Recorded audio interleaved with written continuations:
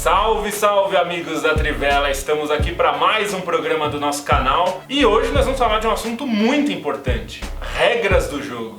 Regras do jogo que tem em qualquer lugar. Você joga futebol na rua, tem regra do jogo. No futebol, no seu início, foi um pouco assim também, né? E hoje nós vamos falar de 5 regras que mudaram o futebol.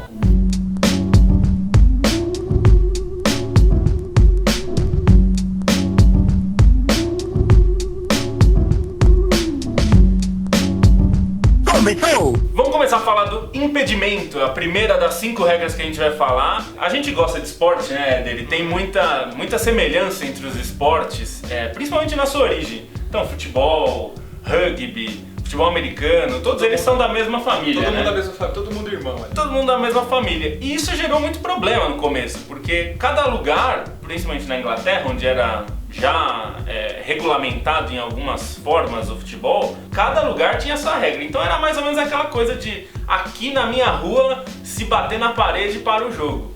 Na rua de cima, bateu na parede e o jogo continua. Não, e porque sempre tem que ser do jeito que você quer? Porque eu é que sou o dono desta bola. Portanto, você vai fazer o que eu quero. Fazendo um paralelo bem tosco, é um pouco isso. E o impedimento é uma das regras mais antigas, né? Logo que fizeram as primeiras regras do futebol, o impedimento já estava lá, em 1863. Para o atacante estar em condição, tinha que ter 4 jogadores atrás dele, da linha de fundo até ele. Então eram 4 jogadores. Era bem difícil, a dinâmica do jogo era confusa, porque muitos jogadores ficavam fora da dinâmica do jogo enquanto a bola estava lá, porque tinha que deixar o jogador impedido ou tinha que ficar em condição, era bem complicado, né? Essa regra de 1863 mudou bastante a dinâmica, porque justamente tinha uma coisa que é muito comum hoje no jogo de rugby e no jogo de futebol americano, que é o passe para trás. E isso era uma coisa comum no futebol, até que se criasse essa regra do impedimento. E a mudança em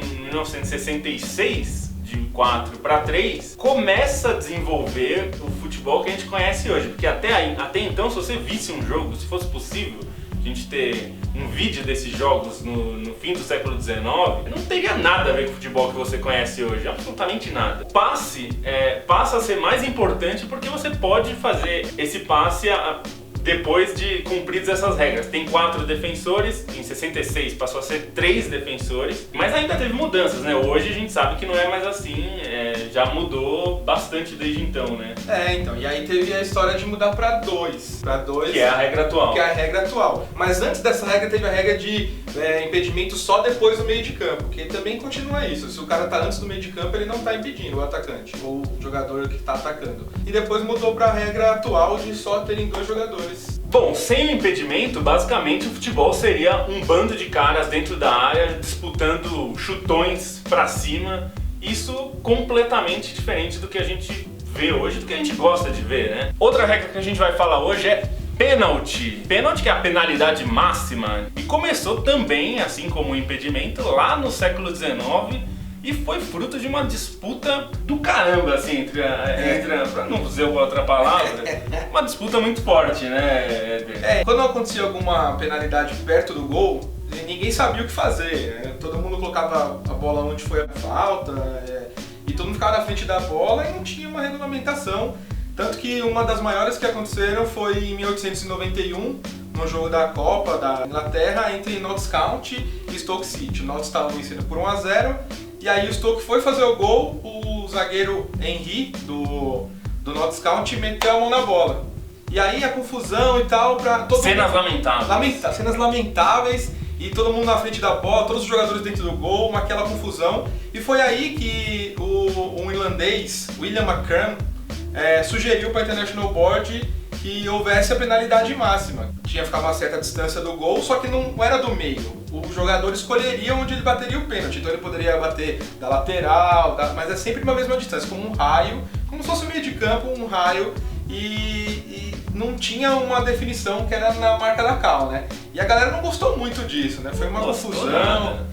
Pau comeu. Isso demorou muito para ser aceito. E na verdade, muitas das escolas inglesas achavam que isso era absurdo pensar numa regra de pênalti, porque eles consideravam que seria uma falta de cavalheirismo um jogador cometer uma infração dentro da área para impedir o gol. Só que aconteceu, e acontecia, e é evidente que iria acontecer, e precisava de uma regra. E depois de muitas discussões, conseguiram estabelecer na regra do jogo, colocar lá a regra que não poderia fazer falta dentro da área e que essa falta resultaria em um tiro livre direto, que claro, como o Éder falou, a marca da cal, como a gente ouve muito no rádio, só ficou conhecida muitos anos depois. Uma coisa legal é que unificou todo mundo contra a regra do pênalti. Contra a regra do pênalti. Todo mundo ia bater, estava pra fora, o goleiro não ia defender. Então, pelo menos começou a unir ali o pessoal do futebol contra a regra do pênalti. Pelo menos isso, a regra do pênalti serviu. Você sabe que substituições não eram permitidas no futebol até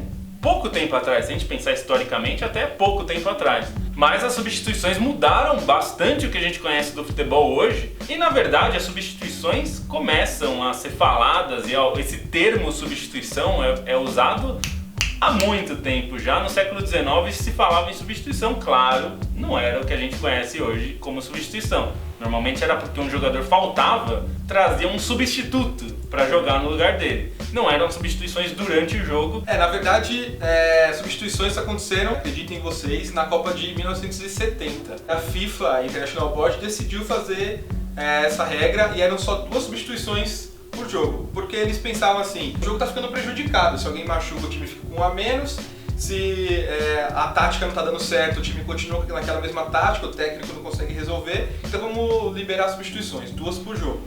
E o primeiro jogador substituído na história do futebol foi o russo, ou soviético, né, que antes era a União Soviética, Viktor Seberenikov. Esse nome é muito difícil, dá uma enrolada.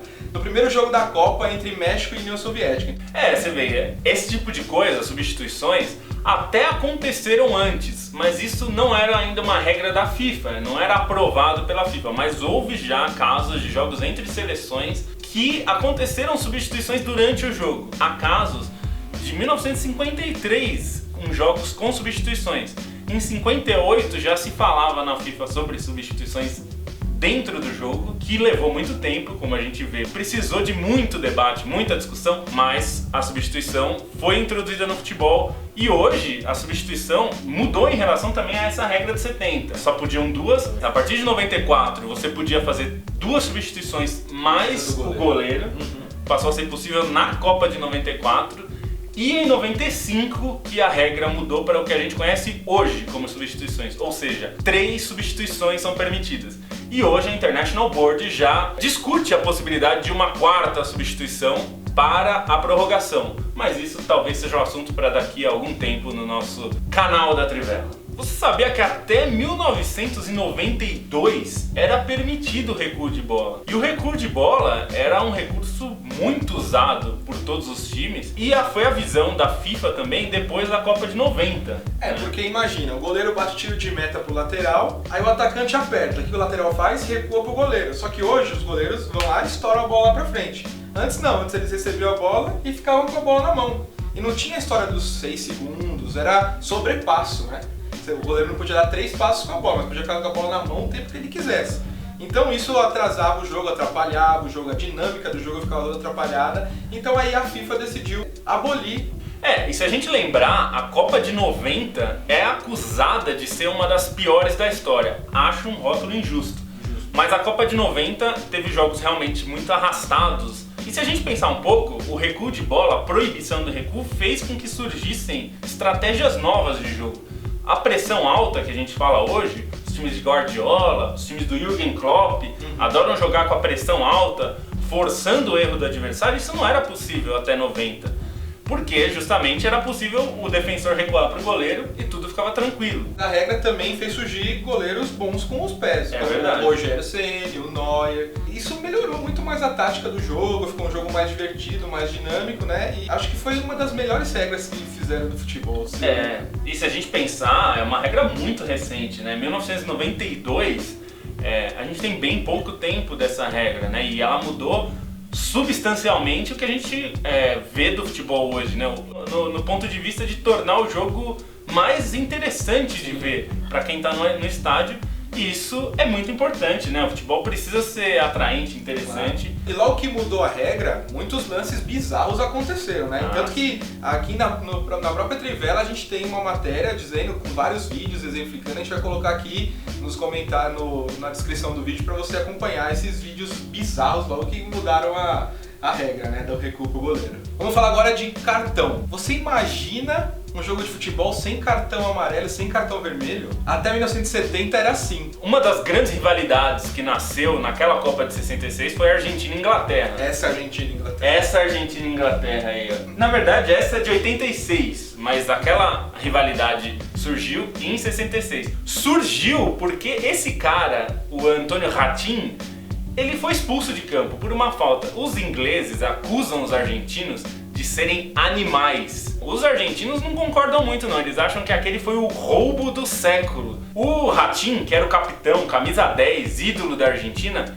ele deu uma entrada dura no começo, tomou uma advertência, não existia cartão, então só tomou uma advertência. O árbitro depois, no segundo tempo, deu outra advertência por outra entrada que considerou dura. Ratin disse que não sairia de campo. Só que o problema era, ele disse em espanhol, e o árbitro era alemão. E aí virou um pandemônio. Isso, e a Copa foi na Inglaterra, ou seja, era um argentino falando espanhol, um juiz falando alemão, todo mundo falando inglês e não tinha um tradutor. O Ratin chegou até a pedir um tradutor e não tinha tradutor no estádio.